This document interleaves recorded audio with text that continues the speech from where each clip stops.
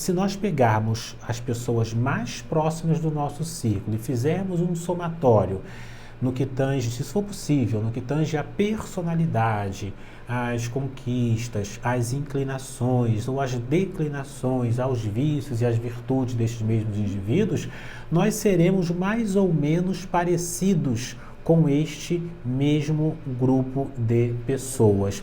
Na medida em que a gente deseja, portanto, sair do nosso próprio mundo e adentrarmos em outras esferas de realização, de sucesso, de conquistas e de melhoria pessoal a nível espiritual, a nível de maturidade, de temperança, de sabedoria, de inteligência, o ideal é não só ativamente entrarmos em círculos de direcionamento, mas também sairmos daqueles que nos servem, porventura, como o retrocesso.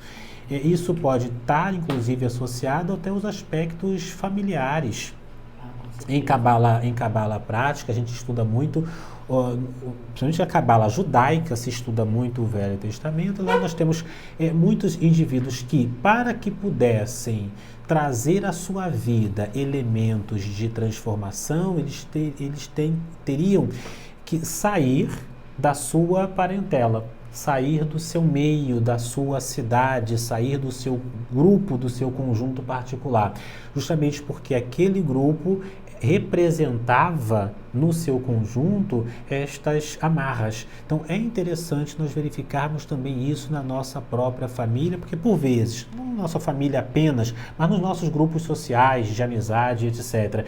Estes vão sintetizar o que nós chamamos de maldição coletiva. Se há a possibilidade de projetarmos bênçãos coletivas através de grupos que nós consciente, voluntária e deliberadamente adentramos, também é perfeitamente natural que estejamos fazendo parte de grupos, de egrégoras negativas, por assim dizer, que em si carregam elementos um tanto quanto amaldiçoados. Aí entra, inclusive, a temática, dentro desse campo do mastermind, ou seja, da mente mestra, a questão da maldição familiar, inclusive.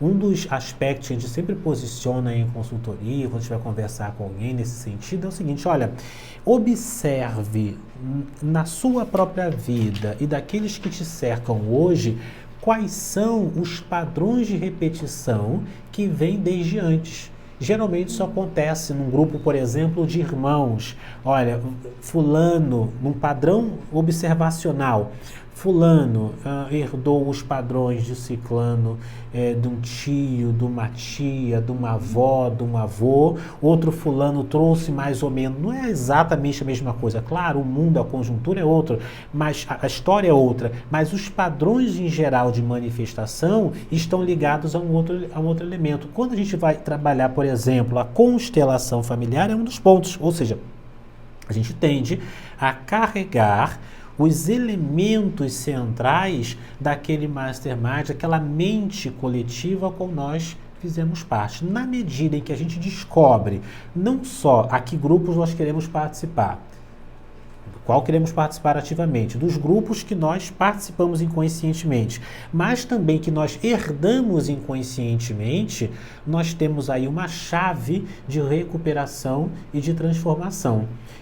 Eu tenho, além de mim, são mais 2 irmãos, basicamente. São 2 irmãos. E aí a gente sempre, ou menos conscientemente, eu tenho essa brincadeira com eles. Vocês podem reparar, fulano repete os padrões de ciclano, eu repito os padrões de fulano de tal e você repete os padrões de fulano de tal. Pode observar isso. E se a gente começa a observar retroativamente, a gente vê que a própria vida tende a ir levando estes indivíduos nos seus grupos conjuntos aos mesmos caminhos, aos mesmos resultados.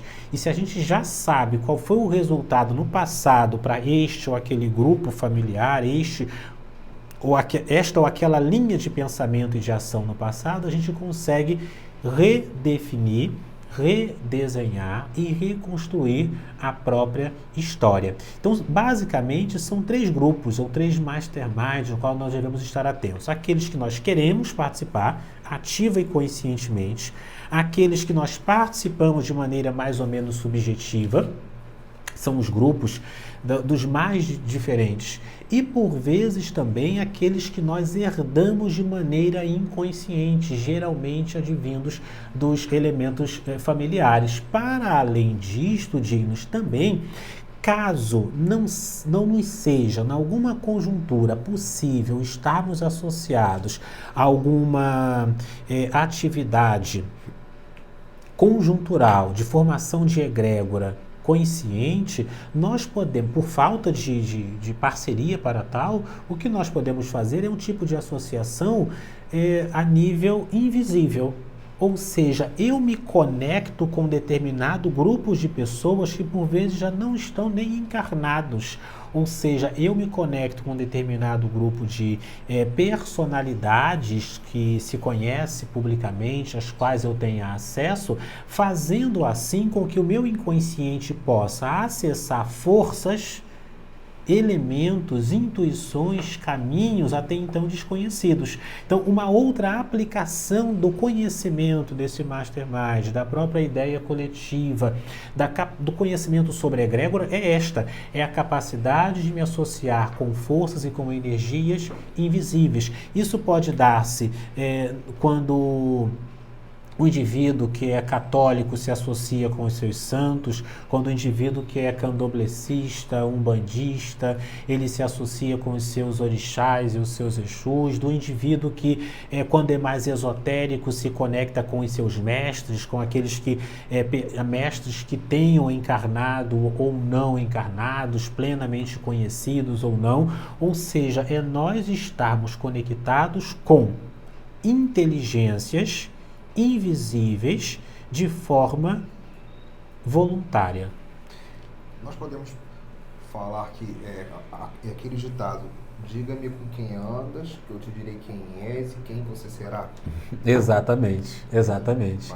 Exatamente. Reflete em grande parte isto, né? Ou seja, diga-me com quem tu andas, te direi quem és, e não só isso, né? Como também quem você há de ser. Com quem você há de se conectar, quais serão os seus resultados, isso não só a nível visível, mas também invisível. Uma das questões que a gente recebe muito é a seguinte: vocês já repararam que a gente tende a começar a ficar parecido com as entidades que nós mais invocamos? Então, se o indivíduo fica muito invocando entidades muito trevosas, não, porque eu sou mesmo da pá virada, eu faço e aconteço, eu vou mesmo na meia-noite, não sei aonde, faço e giro e boto para quebrar, a pessoa, a priori, ela apresenta uma personalidade mais forte, mais confiante, etc., mas quer queira, quer não, ela começa a assimilar aqueles mesmos elementos. Se o indivíduo está conectado, por exemplo, isso tudo é mastermind, ou seja, estamos aqui estudando as ideias coletivas, ou seja, as pessoas com que nós estamos associados de maneira consciente e voluntária, de maneira subconsciente, de maneira invisível, de maneira herdada. Existem diferentes maneiras.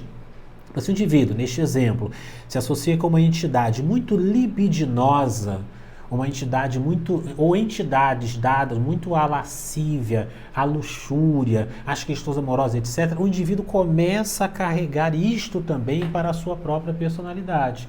Então, se essa personalidade tem um viés, um desdobramento, um caminho um tanto quanto mais agressivo, ou manifesta propriamente elementos mais, digamos, deselegantes, para usarmos palavras mais suaves, enfim, a pessoa também começa a manifestar esse tipo de coisa. Por isso que não é interessante nós fazermos compactuações, ou seja, pactos, com qualquer tipo de entidade. Uma das coisas que eu recebia muito, hoje em dia já nem tanto, era o seguinte: como é que a gente faz para fazer um pacto?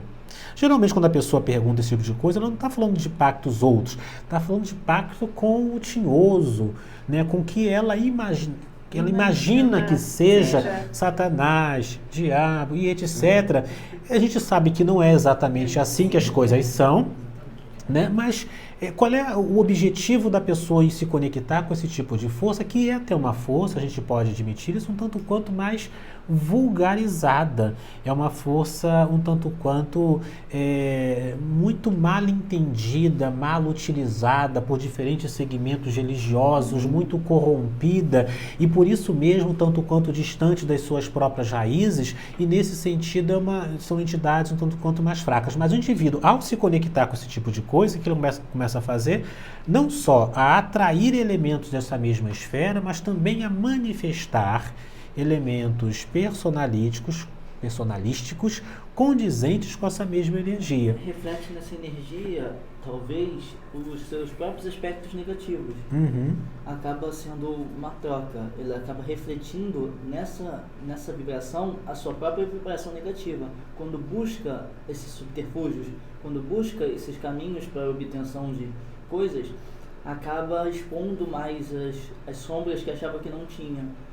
Acaba refletindo naquele ser dessa vibração aquilo que ela mesma está vibrando, que não sabe que está.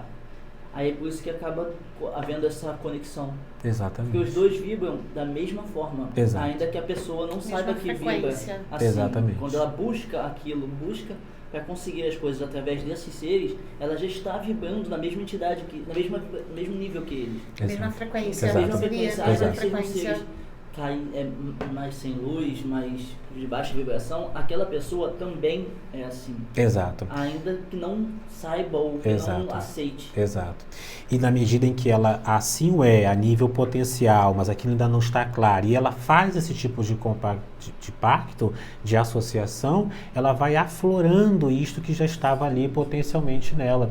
E essa questão também do pacto tem a ver com esse mastermind. Porque quando um grupo de pessoas se reúne, nós estamos aqui reunidos para um estudo nessa manhã de domingo. E nós temos uma série de pactos, ou seja, nós temos um conjunto de assuntos específicos que a gente não vai se desdobrar para falar sobre outros aspectos. Nós temos um horário que é um acordo, nós temos uma cor específica que é um acordo, nós temos uma série de elementos mais ou menos consonantes.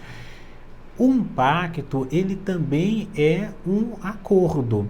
Então, o indivíduo pode fazer um acordo não apenas com entidades, com energias, com egrégoras malévolas, sombrias, como geralmente se pensa, mas também fazer conexão com entidades invisíveis, ou seja, que não fazem parte do nosso plano material, do nosso plano sensorial, de natureza positiva. Mais porque elevada, uma frequência vibracional mais elevada. Exatamente.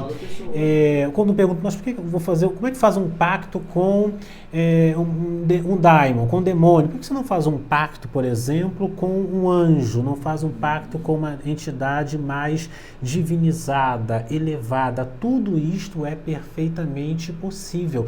E o pacto vai se construindo na medida em que a gente vai honrando, que a gente vai chamando. Não necessariamente é você assinar num pergaminho virgem, né, a sangue, né, exato, essa coisa clássica e um tanto quanto romanceada, hollywoodiana sobre pacto. Mas o pacto é construído no dia a dia. Com mais atitudes, né, com mais coisas que te aproximam daquele ser que você está compactuando. Exato. Com atitudes que façam vocês estarem na mesma frequência. Exato. Não há uma obediência, uma folha para você assinar nada.